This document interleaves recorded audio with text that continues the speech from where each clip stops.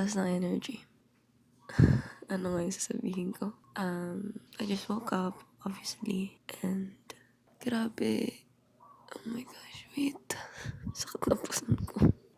I've decided na mag-vlog today because it's a Saturday. And sakto may mga trabahador tayo dito sa bahay kasi nagpapa-maintenance kami ng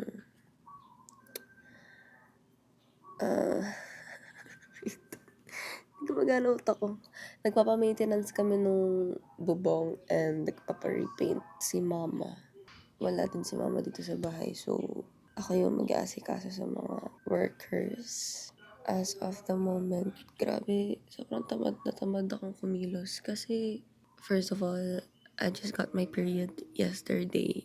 And, inaatake na naman ako ng allergic rhinitis ko. Kaya ganito din yung boses ko, by the way. Grabe, sobrang clogged yung nose ko. And, hindi ako nakatulog masyado kagabi. Kasi, as in, nagigising ako pag yung nababarado na siya. Tapos hindi na ako makahinga. Ano ba, agenda ko today? Magluluto lang siguro ako and maglalaba. And magwawalis-walis. I don't know. Malalaman. Kapag napagod ako, edi bahala na. Sakit pa ng puson ko. As in, ang lala. Ay, nako. Dami ko nararamdaman actually. Ganito ba yung signs of aging? Kasi pati dito, parang naglalaki yung jaw ko. Hindi ko siya mabukan ng,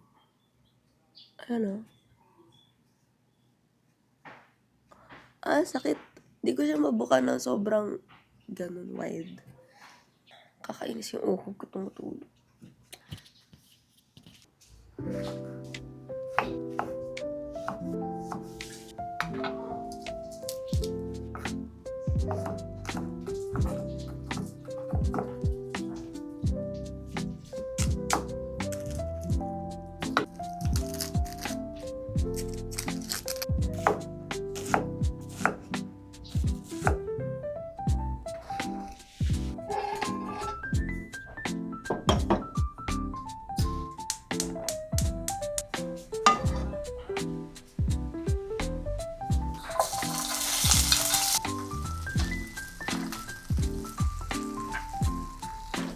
Going to add this pork. Pork ba to o beef? Basta ground meat.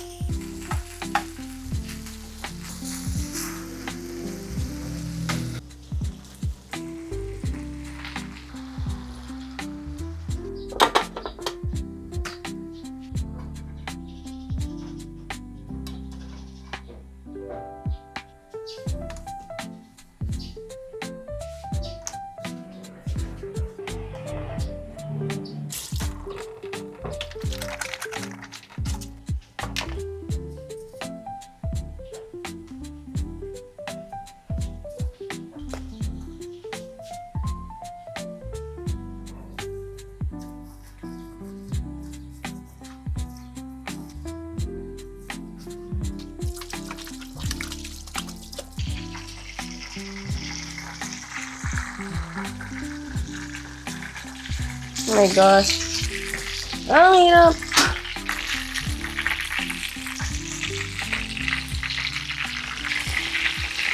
Aray ko! Oh my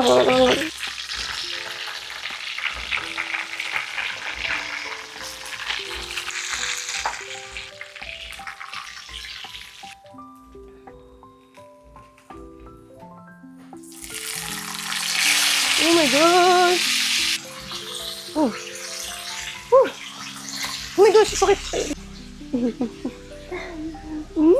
Cute naman! Ay, just! Ayan! Hi guys! So, tapos na ako magluto and kakain ako mag-isa because yung mga kasama ko dito sa bahay, night shift sila. Ito yung naluto kong ginisang papaya and then I have here tilapia and then nanonood lang ako ng Wings Club.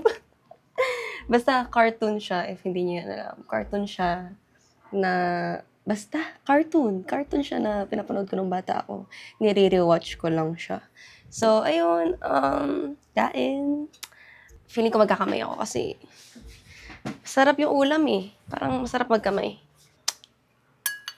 Malalobat na rin naman yung camera ko. Mag-charge muna ako ng camera. Sarap.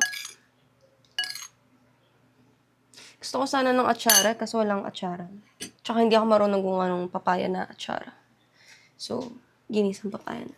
Kain na.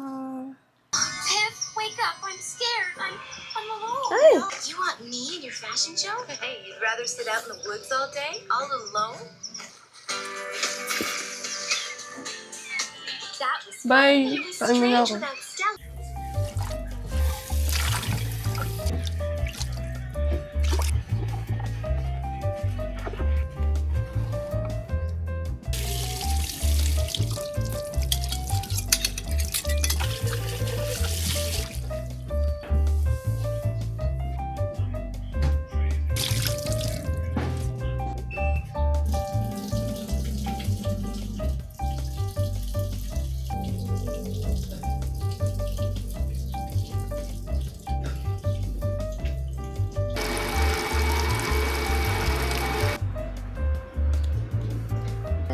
Lilinisin natin yung bahay guys. For the parents, I don't know, and don't mind this picture. It's been Mondays. Hi guys, kakatapos ko lang magtiklop. And as you can see, nakapajama pa rin ako. And grabe, 4 p.m. na agad. Sobrang bilis ng oras. Sobrang dami kong ginawa. Nagluto ako ng lunch. And after ng lunch, nag-wash ako ng dishes. And nagsalang ako ng labahin and nagsampay. After no, nagtiklop ako ng mga labahin ko from yesterday. Tapos, ang bilis ng oras. Well, technically, nag-TikTok pa kasi ako kasi nga, I needed a break. Plan ko pa naman mag-exercise, pero parang hindi na. Kasi gustong-gusto ko na maligo. Sobrang nilalagkit na ako. Ipapasok ko lang to sa aparador and then I'm gonna take a shower. Grabe. Sayang naman yung mic ko kung hindi ko gagamitin. Let's use this. Anyway, ang sarap maligo pag summer. And at the same time, nakakairita kasi ang daming langgam. Ayan oh. Napantal na agad ako. I don't know bakit. Pati sa aparador ko merong langgam. Grabe ang kati. Ang dry ng lips ko. Wait. Mag-ano lang ako. Hair routine. The struggles of a curly woman. Curly woman.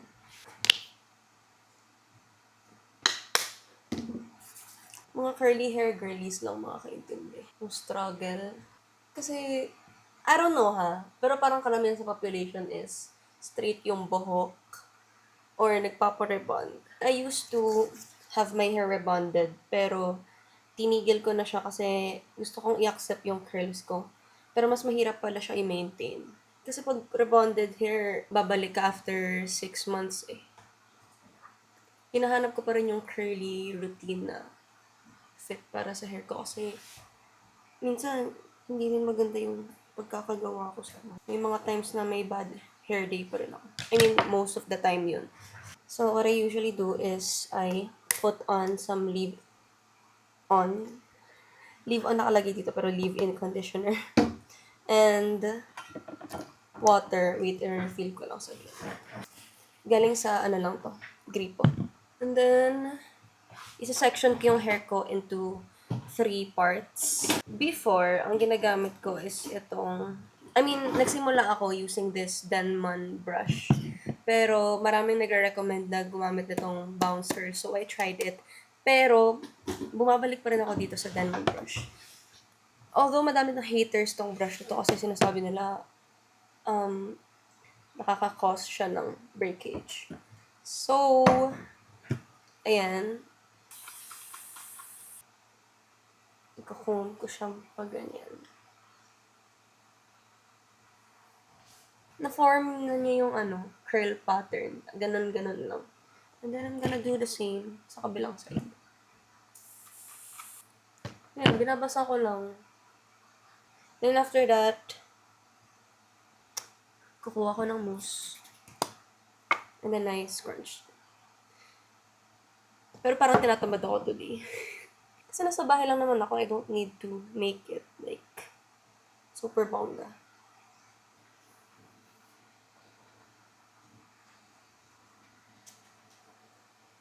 Mukha siyang super tedious. And, oo, ko at first, sobrang nakakapagod siya. Pero, parang same lang din naman kasi if magpa-plancha ako ng hair.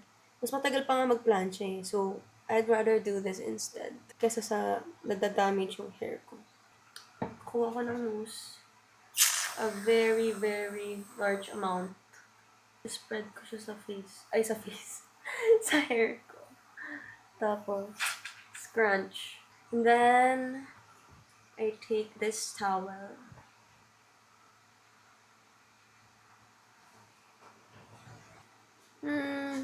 Charan. It's diffuser. From TikTok shop, by the way. Sobrang ganda nito. Sobrang lakas pa. Start with the roots.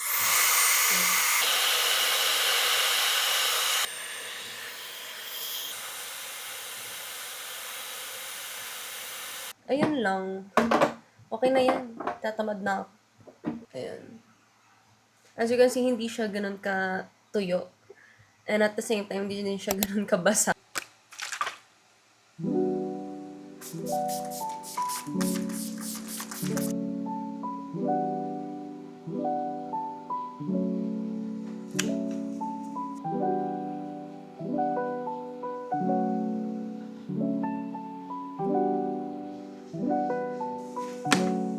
Ang ganda pala ng illuminator.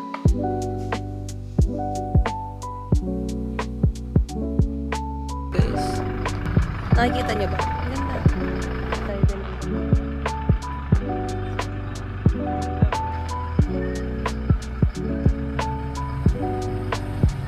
Okay guys, pupunta kami sa SNR.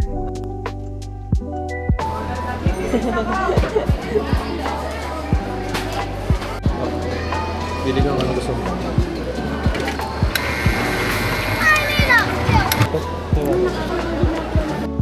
Umorder ako ng salad. Kasi ito yung order ni Andre.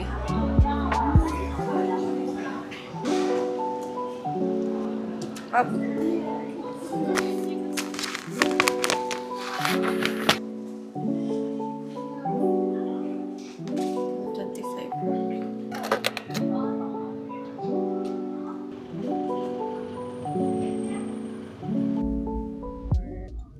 Plus din yan na hinahalo sa bilo-bilo pag medyo ganito. I like. Ano? Ano? Sarap, And di ba? lubi-lubi. Ito, kamiging. Ang nagbabalat si mama ng kamigin. From Bicol. Good Sobrang morning, sarap nito guys. Ano na pala to? Brunch. Because 12 na. And we just woke up. Hindi. So, sabi ni mama, inumin daw muna to before we eat. This is papaya. Ano ba ito? Ayan. Ano ba ito? Bakit ayaw mag-ano pala? Oo, sa'yo yan. Wala pala akong mic. Okay, retake. Kakain kami ng brunch. Ano ba yan? Nakakatamad naman ulitin. Na-record ko na kasi. Patay lang yung mic ko. Anyway, kakain kami ng brunch. We have here corned beef, sarsyado, and lubi-lubi. Ayan o. Bawas na siya kasi, ayan, pinapakita ni mama yung kamigin. Bawas na siya kasi nakakuha na sila ng food. So, sabi ni mama, before kumain, inumin daw muna tong shake. Para daw kapit na kapit. Dapat ito, purpas yung pinakain mo.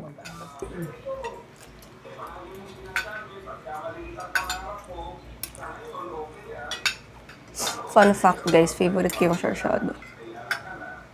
Parang hindi ka na nga madalas mag-sarsyado, ma eh. Dati madalas ka mag-sarsyado. Kasi ang daming isda na nakukuha doon sa kanto, di ba? Ano pa ba? Ano pa ba ang kakainin ko? Kakain ako ng lubi-lubi. Pero konti lang kasi maanghang daw. And I don't know if I can handle spice today.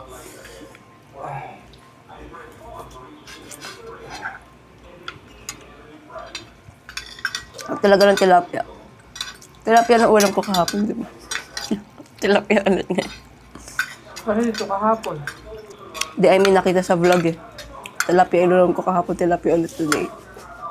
Bakit? Ulam repeater kami. True. Magaling mag-edit si mama ng food. Yung mga food yesterday, kinabukasan, iba na siyang dish. Hey guys! So, pupunta kami sa palengke saglit. And, papakita ko lang sa inyo yung outfit ko for the day. Nakapambahay lang naman ako. But, I am wearing this belt bag too. Oh my gosh, wait. Para mag-blend in tayo sa mamamayan. Diba? Ang galing. So cool, diba? Astig ko. Magkano po yung... Ay, gano'n. Magkano po? I'm thinking kung isa-spread out ko yung mga coins ko and the bills. Kasi diba yung iba ganito lang. Tapos mag-aabot na ng bayad. Bayad po, gano'n. Mag-shades ba ako? Okay na yan. Anyway, alis na yata kami. Papunta na kami ngayon sa palengke. May mga ingredients na pinapabili si mama kasi gagawa siya ng chicken nuggets na isa-stock sa freezer para may snacks kami. Kasi mahilig kami sa chicken nuggets, guys. Bumibili kami sa grocery. Eh, si mama kasi medyo, ano siya tawag dito? Health conscious. May pagka-health conscious siya. Ang gusto niya, yung kakainin lang namin is yung mga may halong, yung sure na healthy, ganyan-ganyan. Eh, marunong siya gumawa ng chicken nuggets. May recipe siya. And gagawa niya to kami. Kasi sinasabi niya lagi, processed food na to yung mga binibili namin. Ganyan, yung mga frozen. Pero yung gagawin niya, frozen din naman. Pero, ang point nga is, sure siya na healthy yung gagawin niya. Oh my gosh, I look so crusty. Ayan mo na guys, kasi punta lang naman kami sa palengke. Para makakatawad din na kami. Okay lang yun. Te, tawad naman, te. O, di ba para convincing? Okay, guys. Nag-park na kami. Grabe. Ang init. Sobrang init. Grabe. Summer eh. Bakit ba tayo nag-decide ngayon? Ano ba ito? Okay, so ang agenda natin today ay bibili tayo ng... Ay, mali. Di pala dito. Bibili tayo ng kamatis mamaya. Kamatis, tsaka curing salt.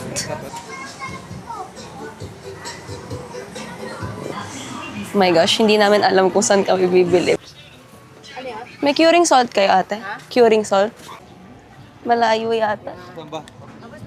Ayun, yung brown? Baka mo na patatas, okay lang yun. Eh, Madurog. eto po. No. There, yun yung katabi nga niya, nakalagay lang sa, ayan. Ang may ibang term kami dyan. Ano po? Accord. Accord. Tawag. yun. Panghamonado din yan. Oh, yes. Eto din kailangan po. Oo, yan. Pang chicken nuggets lang po eh. Ang procedure niya, tinagalan niyo muna yung chicken eh, di ba? Opo. Eto kasama din po to. Oo, kasama yan. Parang hamonado style siya tapos, mix. Yan. Cure mix. Okay po. Accord. Basta yun. Ngayon alam ko na. Thank you po. So guys, all this time, curing mix pala yung tawag. Next, bibili tayo sardinas sa grocery. Dalata. To. Mga dalata. Guys, pasok. Ayan. Oh, 'di ba? Ay, may malaki pa lang ganito.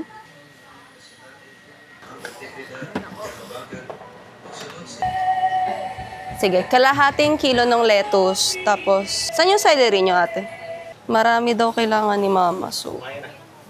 Mahabang tangkay, konti lang dahon. Magkano celery nyo, te?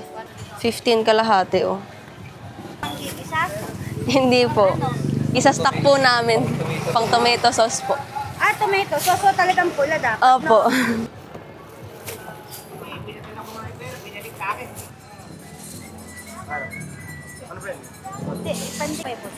Hindi na po. Ipinapakuluan na lang po namin. Tapos kusa na lang po siya na magde-dissolve. Thank you po. Diyan muna kayo, guys. Di naman kayo masisira, no? Deserve ko mag-cafe after this. Deserve ko.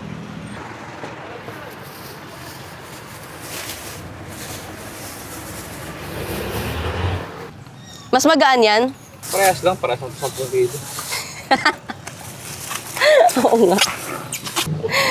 Ano, cafe tayo? Yee! Deserve ko lahat ng masasarap. Grabe, sobrang kulas ko na. Okay, this is the best that I can do. This is my best. Okay. Pinag-uusapan nga namin ni Andre kung sa Robinson kami tatambay or sa Maillard Cafe. Kasi, nahihiya ako pag may makakakita sa akin na kakilala ko, tapos hulas ako. Pero ipopost ko itong vlog, pero at least, hindi ako nakita in person. Diba? At least hindi ako nakita in person kasi nakakahiya. Nakakahiya lang. Okay lang yun. Kasi, feeling ko naman yung mga kilala ko, hindi naman talaga nanonood ng vlogs ko. Ayoko lang na meron akong kakilala or someone na rin na makikita ko. Tapos, hindi ako nakaayos. Nakakahiya lang. Bakit ba? It's just me. Kaya, ayun, we've decided to stay muna sa Maillard Cafe. Aantayin namin si Mama. Parang hindi maayos yung pagkakaipit ko. Aantayin namin sila Mama and susunduin ulit namin sila.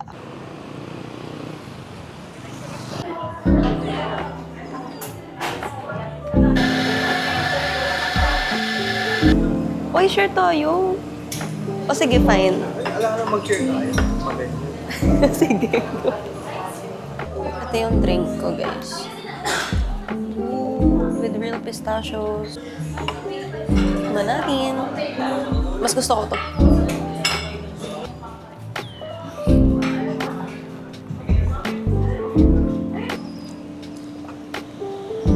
Dapat mo muna. Yung hinog na hinog. Tulungan mo na, Michael. Okay, wait. For the vlog tayo today. We're gonna segregate the tomatoes. Ayan sila.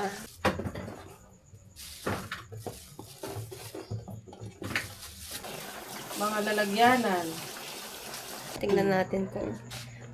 wala daw to tubig, guys. Kaya hindi dapat tinatapon yung kamatis eh.